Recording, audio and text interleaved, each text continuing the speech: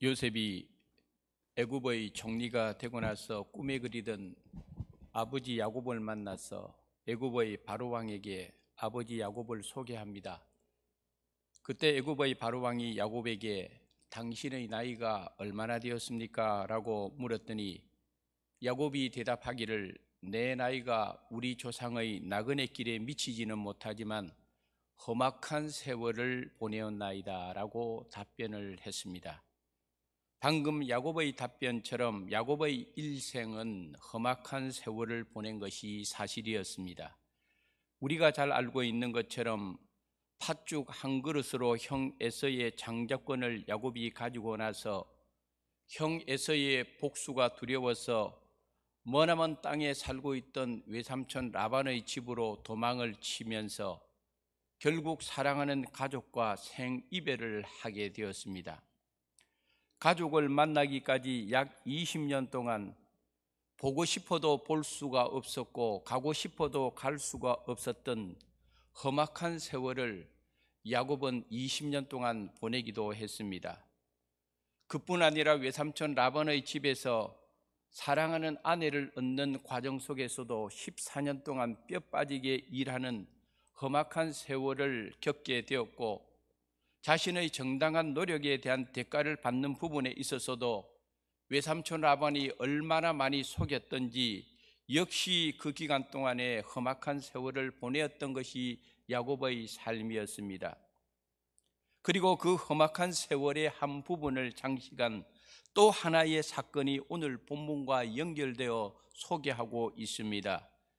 그것은 자신의 눈에 넣어도 아프지 않을 사랑하는 딸 디나가 그들이 살고 있는 세겜 땅에서 세겜 땅 추장의 아들에게 강간을 당하는 일을 겪게 되었습니다. 여동생의 강간 소식을 들은 야곱의 아들들이 불같이 화를 내고 복수를 다짐하다가 결국은 야곱의 아들들 가운데에서 시므온과 레위가 중심이 되어서 세겜의 추장 가문에 대한 피해 보복을 하게 되는 내용이 바로 앞 창세기 34장에 기록되어 있습니다. 처음에는 야곱이 자신의 아들들이 그런 복수를 하는 것을 몰랐는데 나중에 알고 보니까 엄청난 복수 사건이 이루어진 것을 보면서 야곱은 크게 두려움에 사로잡히게 되었습니다.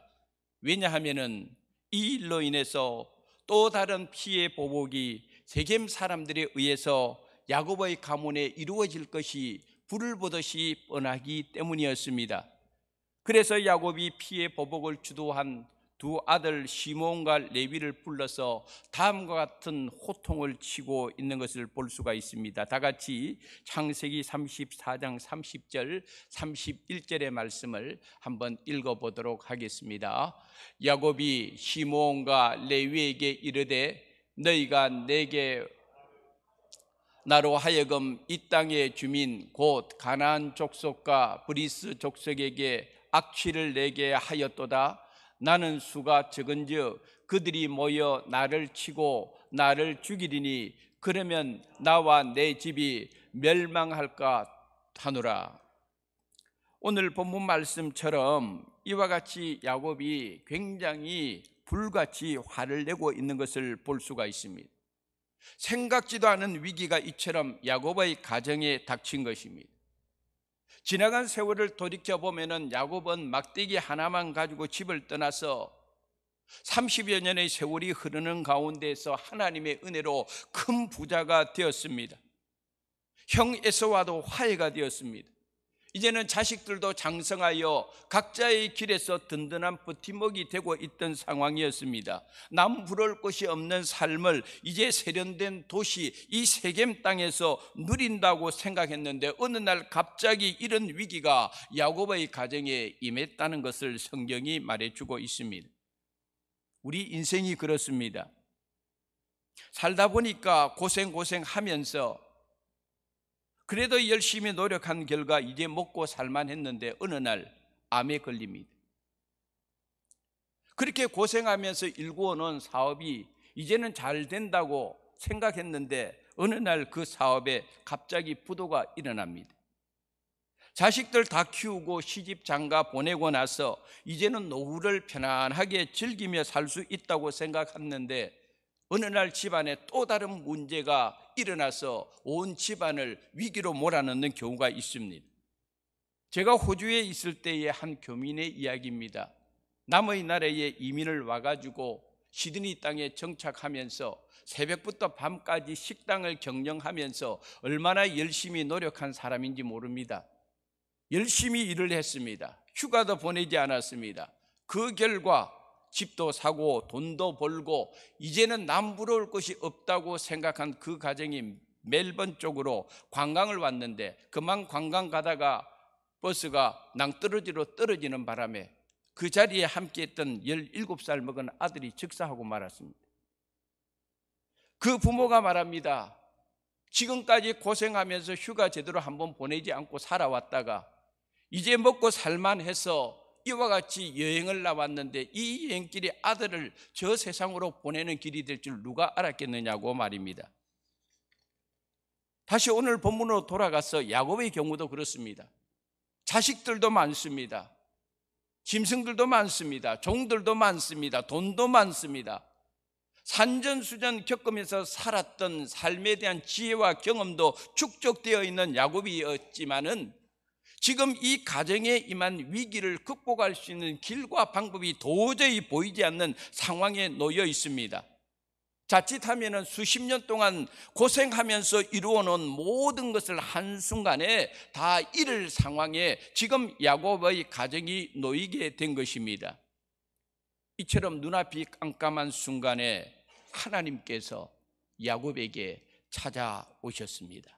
그러면서 오늘 본문의 사건이 시작되고 있는 것을 볼 수가 있습니다. 그러므로 이 시간 함께 은혜를 나누고자 하는 제목은 베델로 올라가라입니다.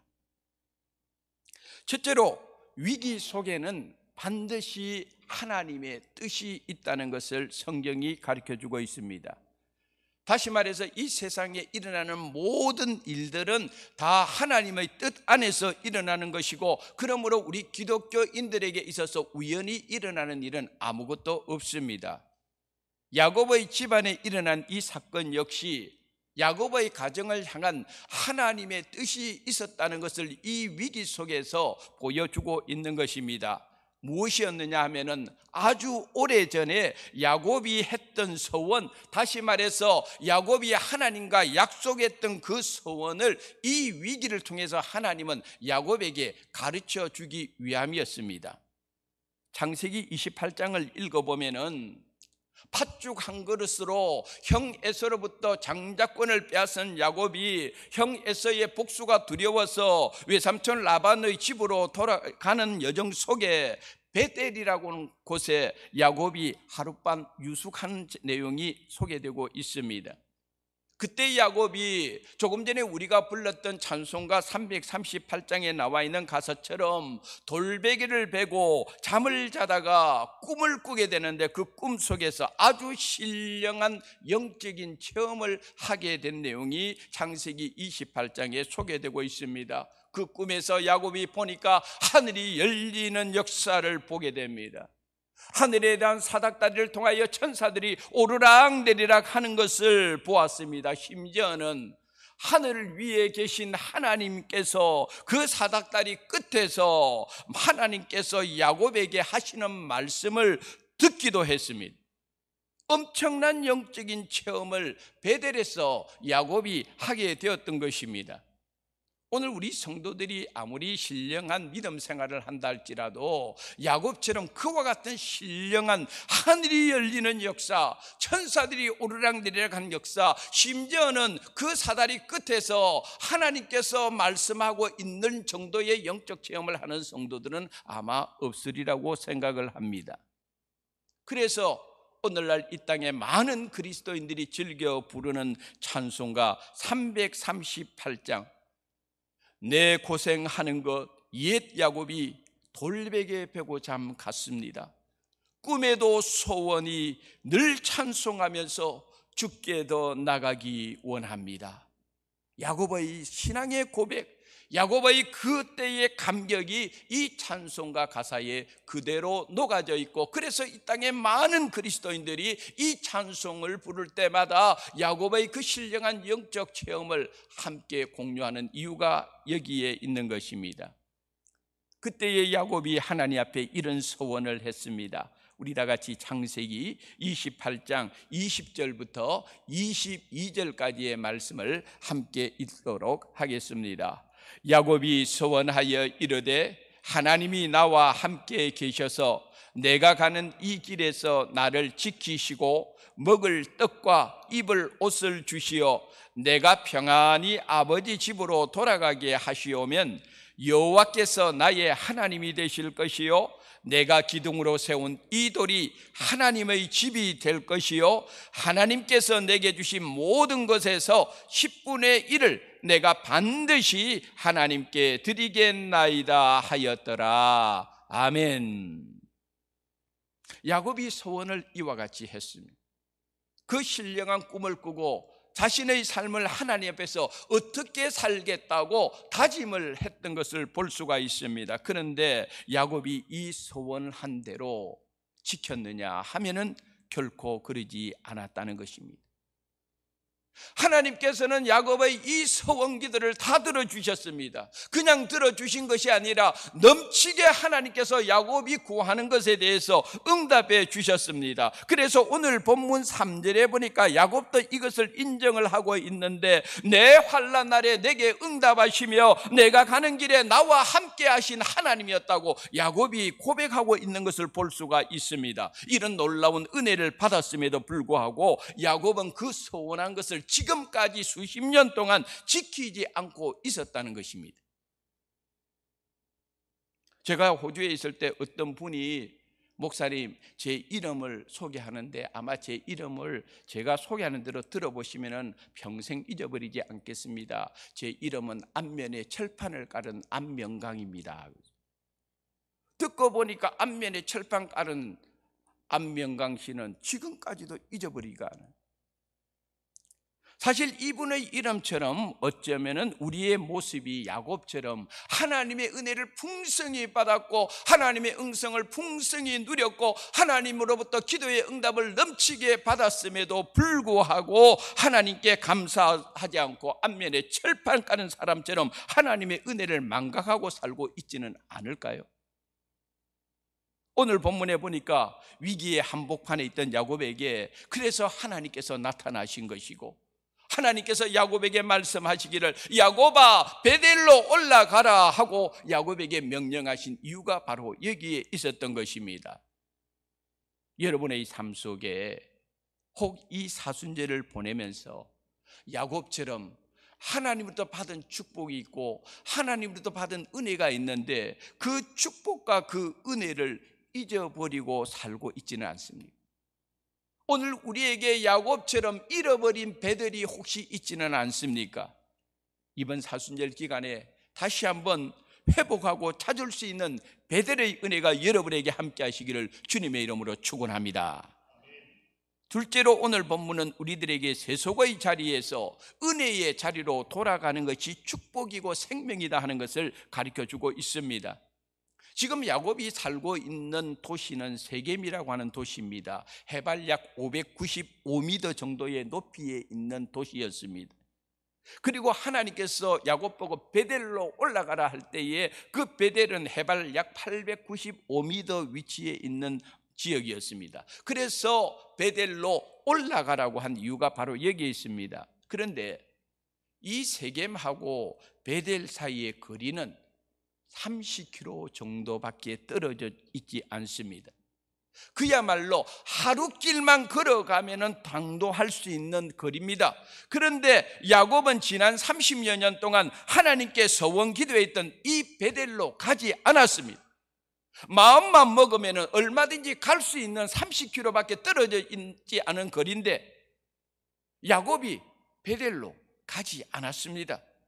이것은 무엇을 의미하느냐 하면은 야곱이 하나님이 주신 축복을 가지고 누리고 있으면서도 세속적인 그 세겜이라고 하는 큰 도시에 편안하게 살고 있으면서도 베델을 향하여 지난날 소원한 것을 까마득히 잊어버리고 있었다는 것을 보여주고 있습니다.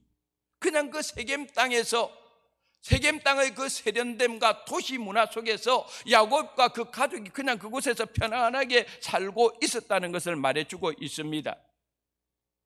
특별히 이 세겜이라고 하는 것은 지리학적으로 보면은 모세가 이스라엘 백성들에게 축복과 저주를 설명할 때에 축복의 산 그리심과 저주의 산 에발산 사이에 위치한 도시가 바로 이 세겜이라고 하는 지역이었습니다. 그러므로 세겜에 살고 있다는 것을 뭘 의미하는가 하면은 축복이냐 저주냐 하는 이 사이에서 확실한 결단을 하지 않으면 안 되는 곳이었어요. 하지만 야곱은 이 축복과 저주 사이에서 지난 10년 동안 세겜 땅에 살면서 머뭇머뭇거리고 살았습니다. 영적인 것과 세속적인 것, 하나님과 세상 사이에서 아슬아슬한 줄타기를 하면서 지난 10년을 그렇게 살아오고 있었습니다. 물론 야곱이 세겜에서 10년 동안 살아오면서 하나님을 완전히 잊어버렸다고는 생각하지 않습니다. 그러나 야곱은 하나님 앞에 정말 하나님이 원하시고 기뻐하시는 뜻을 쫓아 온전한 예배자로 살았을까? 온전한 믿음으로 살았을까? 온전한 헌신을 하며 살았을까? 그렇지는 않았다고 봅니다. 왜냐하면 오늘 본문 2절이 당시의 야곱의 가정의 상황을 설명해 주고 있는데 2절에 보니까 야곱이 이에 자기 집안 사람과 자기와 함께한 모든 자에게 이르되 너희 중에 있는 이방 신상들을 버리고 자신을 정결하게 하고 너희들의 의복을 바꾸어 입으라고 자기 가족들과 자기와 함께한 모든 사람들에게 야곱이 이야기하고 있습니다. 하나님을 아는 야곱이라고 생각했는데 알고 보니 집안 사람이고 자기와 함께하고 있는 사람들은 전부 다 이방 신상들을 붙들고 살고 우상을 섬기고 사는데도 불구하고 야곱은 자기 집안 사람들이 어떻게 살든지 우상을 섬기고 살든지 야곱은 관심이 없었다는 걸 보여주고 있어요. 그래서 그 뒤에 4절에 보니까 그들이 자기 손에 있는 모든 이방 신상들과 자기 귀에 있는 귀고리들을 야곱에게 주는지라라고 이야기하고 있는 것을 볼 수가 있습니다. 그만큼 야곱은 세겜 땅에 살면서 영적으로 안일한 삶을 살았습니다. 자기 자신도 그랬고 자기와 함께하고 있는 사람들도 그들의 삶 속에서 이방 신상들을 붙들고 살아도 야곱은 일체 모른 척하고 이방 신상 앞에 절을 해도 야곱은 관심도 없이 살았다는 것을 말해주고 있습니다. 얼마나 부끄러운 삶을 야곱이 살고 있었는가를 단적으로 보여주고 있는 내용입니다. 이처럼 야곱이 온전하고 굳건한 믿음 위에 바로 서 있지 않으니까 집안 사람들과 야곱과 함께한 모든 사람들이 아무렇지도 않게 이방 신상들을 가지고 살았고 우상을 숭배해도 문제가 되지 않았던 이유가 바로 여기 있습니다. 야곱이 하나님 앞에 온전한 믿음과 헌신의 믿음으로 살지 않으니까 야곱의 딸 디나는 세상의 재미에 이끌려서 그냥 세상 사람들처럼 어떻게 사느냐 그거 구경하러 나갔다가 그와 같은 아픔을 겪게 되었습니다. 야곱이 온전하고 굳건한 믿음 위에 바로 서 있지 않으니까 야곱의 아들들이 자기 여동생의 문제에 좀 더 하나님 앞에 기도하고 어떻게 해결해야 될 것인가를 묻지도 아니하고 육체의 혈기를 가지고 감정적으로 피해 보복을 하는 일이 생겼습니다. 이 뭘 의미합니까? 결국 모든 일들은 야곱 한 사람이 하나님 앞에 바로 서 있지 않으니까 그 영적인 나쁜 것들이 다 자식한테도 넘어가는 것이고 야곱이 하나님 앞에 바로 서 있지 않으니까 그 모든 영향력이 이 위기 가운데서 온 집안 사람들에게 다 퍼져나가고 있다는 것을 우리들에게 보여주고 있습니다. 그래서 하나님께서 야곱에게 나타나서 야곱아 너 베델로 올라가라. 너 베들로 올라가라. 더 이상 이 세속의 자리 세겜 땅에 있지 말고 네가 살려면 베들로 올라가야 된다. 네가 나한테 받은 축복을 계속 유지하려면은 너는 베들로 올라가야 된다. 네가 이 위기를 극복하려면, 이 두려움을 극복하려면은 살 길은 세겜 땅에 머물러 있는 것이 아니라 신령한 은혜를 네가 체험했던 베들로 올라가라고 한 이유가 바로 여기에 있습니다. 그렇다면은 지금 우리들에게 주는 이 성경의 말씀의 교훈이 뭐냐는 겁니다. 다시 한번 우리들에게 지금 내가 있는 이 자리가 믿음의 자리인지 하나님이 기뻐하는 자리인지 아니면은 하나님과 세상에 한 발씩 걸쳐놓고 사는 어정쩡한 세겜 땅인지 우리 자신에게 한번 우리의 자리를 확인해 보라는 하나님의 말씀이기도 한 것입니다. 만약에 우리가 야곱처럼 어정쩡한 세겜에 있어서 오늘 말씀처럼 그 땅의 문화 속에서 하나님도 모르고 하나님의 은혜도 잊어버리고 살고 있다면 그곳에서 과감하게 하나님께서는 야곱아 일어나라, 일어나라, 그 장소에서 일어나라 우리에게 요구하고 있습니다. 믿음의 결단을 요구하고 있습니다. 마지막으로 오늘 성경은 우리들에게 거기서 제단을 쌓으라, 그 의미를 우리에게 가르쳐주고 있습니다.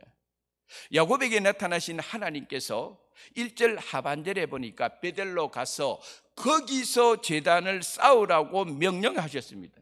그 명령을 받은 야곱도 오늘 본문 3절에 보니까 자기 가족들에게 우리가 베델로 올라가자, 거기서 제단을 쌓으려 하노라 라고 야곱이 결단하며 나가고 있는 내용이 3절에 나옵니다. 거기서가 중요합니다. 그런데 우리가 한 가지 의문이 듭니다. 왜냐하면 하나님은 무소부재의 하나님, 어느 곳에나 계시는 하나님. 그러므로 그렇다면 세겜에서 제단을 쌓아도 되지 않겠습니까? 왜 하나님께서 꼭 거기서 베델 거기서 집어서 말씀하시는 이유가 뭡니까? 거기에는 아주 특별한 이유가 있기 때문에 하나님께서 거기서 제단을 쌓으라고 말씀하신 것입니다. 먼저 우리는 창세기 12장 8절의 말씀을 한번 읽어보도록 하겠습니다. 다 같이 읽겠습니다. 거기서 베델 동쪽 산으로 옮겨 장막을 치니 서쪽은 베델이요 동쪽은 아이라. 그가 그곳에서 여호와께 제단을 쌓고 여호와의 이름을 부르더니, 거기서 베델 동쪽 산으로 옮겨가서 거기서 제단을 쌓고 거기서 여호와의 이름을 불렀다고 기록하고 있습니다. 누구 이야기입니까? 아브라함의 이야기입니다. 아브라함은 누굽니까? 오늘 본문의 주인공의 야곱의 할아버지입니다. 야곱의 할아버지 아브라함이 이미 바로 거기에서 제단을 쌓고 거기에서 하나님의 이름을 불렀다고 방금 읽은 말씀에 기록되고 있습니다. 그래서 그 후에 아브라함의 손자인 이 야곱이 베델에서 꿈을 꿀 때에 하나님께서 나타나셔서 그 꿈속에서 야곱에게 다음과 같이 이야기를 합니다. 야곱아, 나는 너희 조부 아브라함의 하나님이요 나는 너희 아버지 이삭의 하나님이니라. 야곱에게 그 베델에서 하나님께서 어떤 분이라는 것을 아브라함과 그의 아버지 이삭을 통해서 이 야곱에게 전달해 주고 있는 것을 볼 수가 있습니다. 그래서 야곱이 그때의 잠에서 깨어나서 내가 기둥으로 세운 이 돌이 하나님의 집이 될 것이라고 하나님 앞에 서원을 한 것입니다. 여기가 바로 하나님의 전이 될 것입니다. 서원한 것입니다. 그 신령한 은혜를 체험한 곳에서, 그 신령한 하나님의 음성을 들은 곳에서 바로 여기가 여호와의 집, 여호와의 전이 될 것이라고 서원했습니다. 그러니 베델이라고 하는 것은 이미 야곱의 할아버지 아브라함부터 야곱의 아버지 이삭을 연결해서 이제는 이 본문의 주인공인 야곱까지 이어지는 이 소중한 영적인 장소가 베델이었다는 것입니다.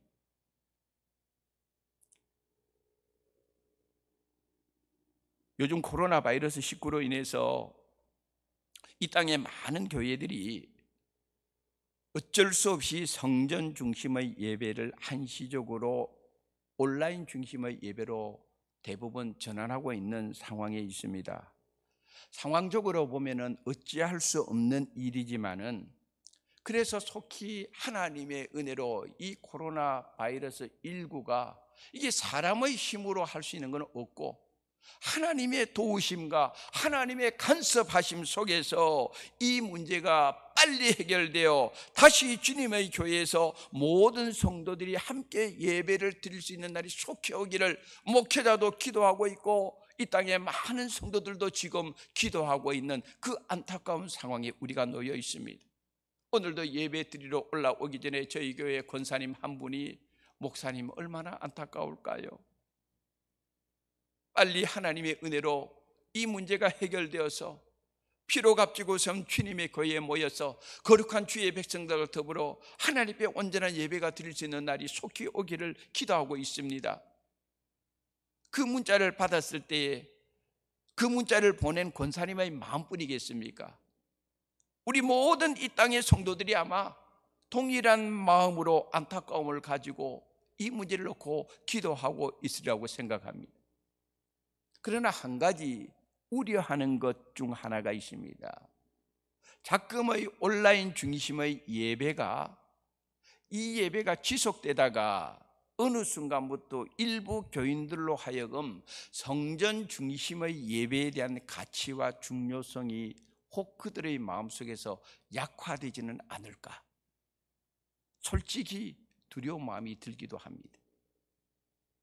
오늘 본문의 내용을 유심히 살펴보면은 아브라함부터 야곱까지 이어지는 이 베델, 바로 거기에서 그 은혜가 그곳에서 흘러오고 있는 바로 그 장소에서 하나님께서 거기서 제단을 쌓으러 할 때에 이 부분은 우리가 쉽게 넘어가서는 안 되는 부분이 여기에 있습니다. 우리 수안교회만 하더라도 115년의 역사를 이어오는 동안에 오늘 이 땅에서 이 제단에서 우리 믿음의 선조들이, 저도 알지 못하는 우리 믿음의 선조들이 이 제단에서 얼마나 많은 예배를 여기서 드려왔겠습니까? 얼마나 많은 믿음의 선조들이 이 제단에 엎드려 기도했겠습니까? 얼마나 많은 믿음의 선조들이 이 제단에서 눈물의 씨앗을 뿌렸겠습니까? 얼마나 많은 성도들이 이 제단에서 115년 동안 희생하고 섬겨왔겠습니까? 이 영적인 흐름이 흐르는 이 바탕 위에 오늘 이 성전에서 예배를 드리고 있다는 것은 오늘 이 시대에 우리 성도들에게는 굉장히 큰 은혜고 축복입니다. 물론 어느 곳에나 계신 하나님, 가정에서도 예배를 드릴 수 있고 직장에서 예배를 드릴 수 있고 산에서도 들에서도 바다에서도 카페에서도 예배를 드릴 수가 있습니다. 장소의 문제가 아니라 마음의 문제입니다. 그럼에도 불구하고 거기서 제단을 쌓으라고 하신 하나님의 음성이 주는 교훈은 베드로의 고백처럼 주는 그리스도여 살아계신 하나님의 아들입니다라고 하는 이 위대한 신앙의 고백 속에 세워진 주님의 교회 안에서 주의 백성들이 함께 모여드리는 예배가 얼마나 값진 축복이고 얼마나 귀한 은혜인가를 다시 한번 우리에게 확인시켜 주는 것이 오늘 거기에서 제단을 쌓으러 가신 하나님의 말씀의 의미가 되는 것입니다. 사랑하는 성도 여러분, 사순절 기간입니다. 다시 한번 우리 믿음의 현주소를 살펴보는 기회가 되었으면 좋겠습니다. 아무리 큰 위기가 오더라도 해답은 결국 하나님께서 가지고 있습니다. 오늘 본문은 이 야곱의 가정에 닥친 위기로 인해서 야곱이 두려움에 사로잡혔지만은 베델로 올라가라는 하나님의 말씀 앞에 순종하여 세겜 땅을 과감하게 떠나고 베델을 향하여 올라갈 때에 하나님께서 야곱의 두려움을 막아주시고 있는 장면이 오늘 5절에 나옵니다. 그들이 떠났으나 하나님이 그 사면 고울들로 크게 두려워하게 하셨으므로 야곱의 아들들을 추격하는 자가 없었더라. 할렐루야. 출발은 야곱이 두려웠고 야곱의 아들들이 두려웠습니다만은 하나님의 뜻에 순종해서 베델로 가고 보니 이제는 야곱과 야곱의 아들들과 그 가정들이 두려워하는 것이 아니라 야곱을 죽여가는 자가 없을 정도로 세겜 땅 사람들을 하나님께서 도리어 두렵게 만들어 버렸습니다. 하나님의 백성들은 이처럼 순종하고 나가면은 하나님께서 지켜주고 있는 것입니다. 할렐루야. 그러므로 세속의 자리, 실패의 자리, 위기 가운데 두려워하는 자리, 방황하는 자리, 낙심과 절망의 자리, 괴롭고 답답한 자리에서 우리는 믿음의 용기를 가지고 일어나서 다시 한번 베델의 은혜와 베델의 축복의 길로 나아가는 살아가는 모든 성도 여러분 되시기를 주님의 이름으로 축원합니다. 기도하겠습니다.